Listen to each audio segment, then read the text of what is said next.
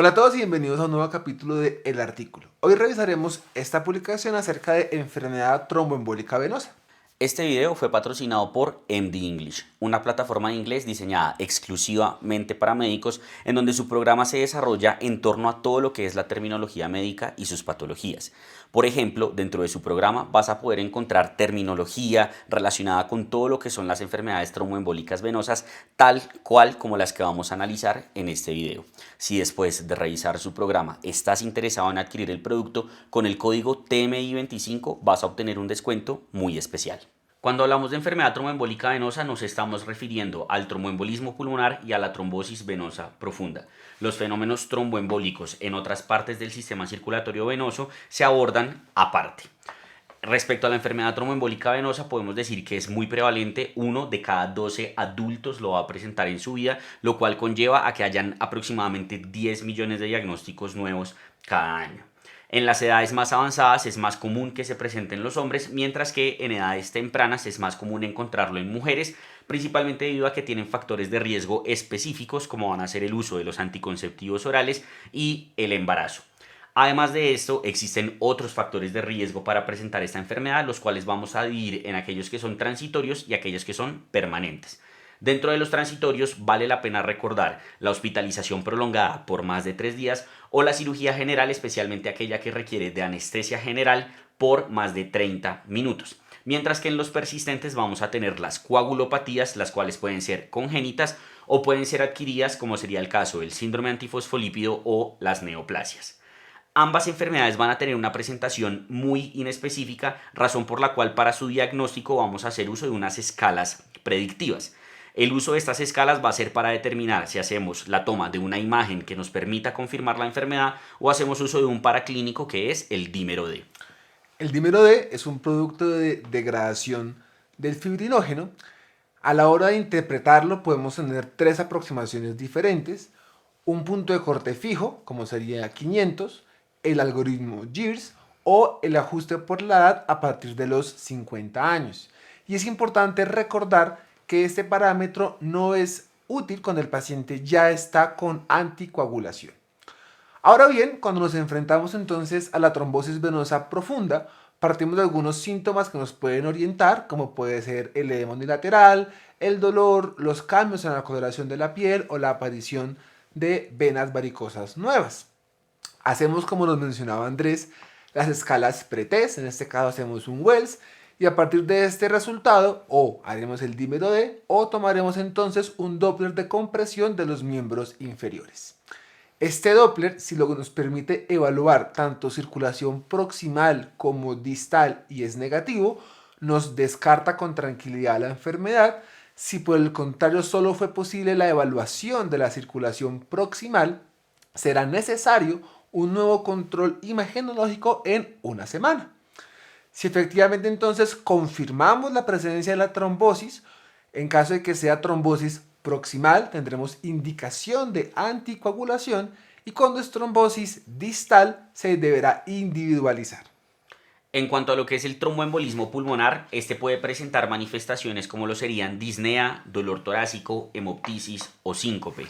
Dado que es una presentación que se puede acompañar con otras enfermedades de alto riesgo, es obligatorio realizar un electrocardiograma y una radiografía para descartar otros diferenciales. Si efectivamente tenemos la sospecha del TEP, lo que debemos hacer nuevamente es un score de Wells, el cual nos va a ir a los pacientes en probabilidad baja, intermedia o alta. Los de probabilidad baja o intermedia se les va a tomar el dímero D, mientras que a los de probabilidad alta se les va a tomar la imagen diagnóstica, que en este caso la de elección va a ser el angiotac. Sin embargo, en aquellos pacientes que no podamos hacer esta imagen por deterioro de la función renal o por alergia al medio de contraste, debemos recordar que existe la posibilidad de la gammagrafía ventilación-perfusión, recordando que para su uso es necesario que el paciente tenga un parénquima pulmonar completamente normal. Si confirmamos el diagnóstico del tromboembolismo pulmonar, el manejo y el sitio en donde lo vamos a manejar va a depender de la estratificación del riesgo. Los pacientes de alto riesgo van a ser aquellos que tengan inestabilidad hemodinámica derivada del tromboembolismo pulmonar. Aquí incluimos a los pacientes con paro cardiorrespiratorio, a los pacientes con choque obstructivo o a los pacientes que tengan hipotensión sostenida, entendida como una presión arterial sistólica menor a 90. Estos pacientes requieren de vigilancia en la unidad de cuidados intensivos y su manejo va a ser con trombolisis sistémica o guiada por catéter, además de la anticoagulación, aclarando que en este grupo es el único en el cual vamos a preferir la heparina no fraccionada. Los pacientes que no entran dentro de esta definición haremos escalas como son el PSI, el PSI simplificado o el ESTIA, que nos permiten ubicarlo en un riesgo bajo o un riesgo intermedio. En general, los pacientes de riesgo bajo no van a requerir conductas adicionales más allá de la anticoagulación. El paciente de riesgo intermedio sí requiere un estudio complementario con biomarcadores como son la troponina o los péptidos natriuréticos y un estudio con un ecocardiograma. Esto porque nos clasifica dos grupos aparte que son el riesgo intermedio bajo y el riesgo intermedio alto. Este último grupo es aquel que tenga tanto disfunción de ventrículo derecho como alteración de biomarcadores, siendo importante porque la vigilancia de estos pacientes debe ser en unidad de cuidados intensivos, mientras que el paciente con riesgo intermedio bajo puede ser vigilado en piso. Ahora bien, respecto a la anticoagulación, en general en la mayoría de pacientes vamos a usar los anticoagulantes de acción directa. Estos han demostrado ser no inferiores respecto a la warfarina en cuanto a su eficacia y ser superiores en seguridad en lo que tiene que ver con sangrado intracraneal y sangrado fatal. Destacamos que son de administración oral, por ejemplo, lo que es rivaroxaban, edoxaban y apixaban pueden ser administrados a través de sonda nasogástrica. Dabigatran y edoxaban requieren antivibración previa durante 5 días con heparinas. Por el contrario, rivaroxaban y apixaban pueden ser iniciados de forma inmediata. Los estudios no demuestran que alguno sea mejor que otro, su elección depende del paciente y realmente de las preferencias del médico. Si bien Sebas nos menciona que el anticoagulante de elección va a ser precisamente los DOACs, hay ciertas poblaciones en las cuales la evidencia del uso de los mismos no es la mejor y en estas poblaciones podremos o preferir otro anticoagulante o incluso indicarlo, en cuyo caso vamos a tener como opciones la warfarina o la heparina bajo peso molecular. Algunos ejemplos de estas poblaciones incluyen a las mujeres embarazadas, en donde vamos a preferir la heparina bajo peso molecular. Las mujeres que usan anticonceptivos, si bien sí son candidatas a DOACs, vale la pena destacar que no se les debe suspender el anticonceptivo, ya que esto puede aumentar el riesgo de sangrado menstrual e idealmente posterior a finalizar la anticoagulación se debe cambiar el anticonceptivo a uno de menor riesgo trombótico que no contenga estradiol. En el síndrome antifosfolípido los DOACs no van a ser de elección, vamos a utilizar la warfarina, ya que con DOACs hay un mayor riesgo de recurrencias trombóticas arteriales. En las neoplasias, en casi todas podemos utilizar los DOACs, sin embargo, en aquellas que sean gastrointestinales, endoluminales o uroteliales, vamos a preferir las heparinas de bajo peso molecular.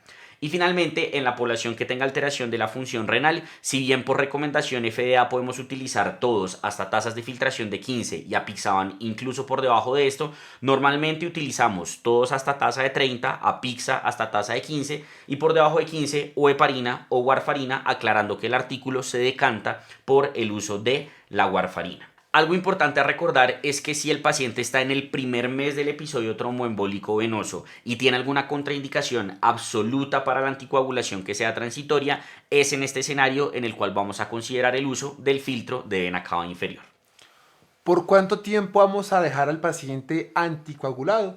¿Esto de qué va a depender? Entonces, aquel paciente que tiene factores transitorios son 3 meses, pero aquel paciente que tenga factores persistentes va a ir desde anticoagulaciones indefinidas hasta anticoagulaciones individualizadas según sea el caso. Finalmente, las complicaciones relacionadas.